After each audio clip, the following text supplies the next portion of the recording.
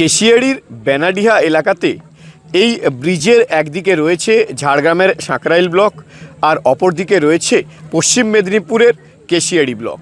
এই দুটি ব্লকের সংযোগস্থলের এই যে ব্রিজ রয়েছে, এই ব্রিজটি দীর্ঘদিন ধরে খারাপ। এই ব্রিজের ওপর দিয়ে গিয়েছে কুশমি খাল এবং সেই কুশমি খালের যে এই ব্রিজটি খারাপ হওয়ার কারণে বর্ষাকালে সাধারণ মানুষের যাতায়াতের ক্ষেত্রে খুব অসুবিধা হয়, যোগাযোগ বিচ্ছিন্ন হয়ে যায় এলাকায়। এই এপাশে যারা স্কুলে থাকে, যারা স্কুলের পড়াশুনো করতে, তারা স্কুল যেতে পারে না।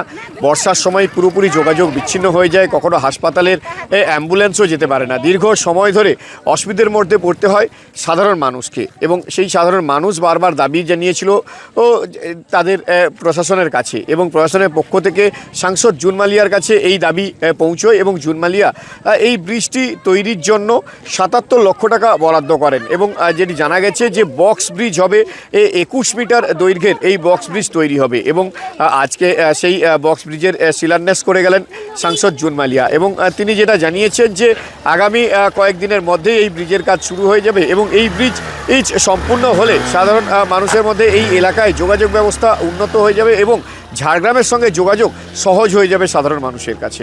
যে আমাদের এই গ্রামে আমাদের কেশিয়াড়ির কুশমি খাল, যেটা আমাদের আবার পুনর্নির্মাণ করা হবে। খালটির মানে খুবই শোচনীয় অবস্থা ছিল। দীর্ঘ বহু বছর ধরে গ্রামবাসীর আবেদন বলুন, দাবি বলুন, সেটা আমি পূরণ করতে পারছি।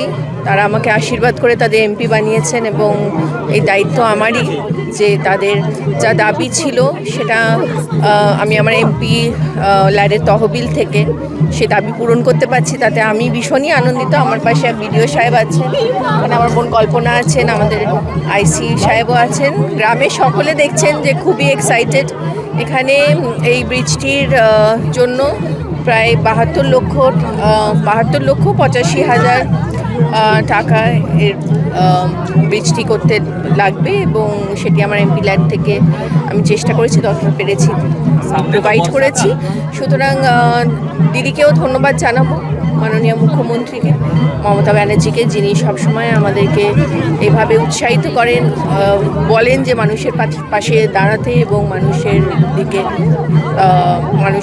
মানুষের সাহায্য করতেন এবং তারা যাতে ভালো থাকেন সেটুকুই আমি চাই এবং আগামী দিনেও সেটাই আমার কাছে সবচেয়ে বড় প্রাপ্য হচ্ছে যে মানুষের পাশে থাকা এবং তারা যে আমাকে আশীর্বাদ করেন, যে ভালোবাসা, সেটা আমার কাছে একটা খুবই বড় ব্যাপার।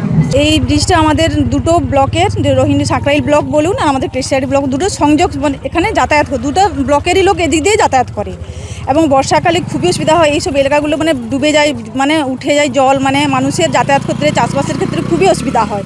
এটা আমাদের দীর্ঘদিনের এলাকাবাসীর দাবি ছিল যাতে আমরা এই ব্রিজটা মানে ঠিকঠাক নতুন করে ভাবে তৈরি করি, এলাকার যাতে আর এইসব ক্ষয়ক্ষতিগুলো না হয়।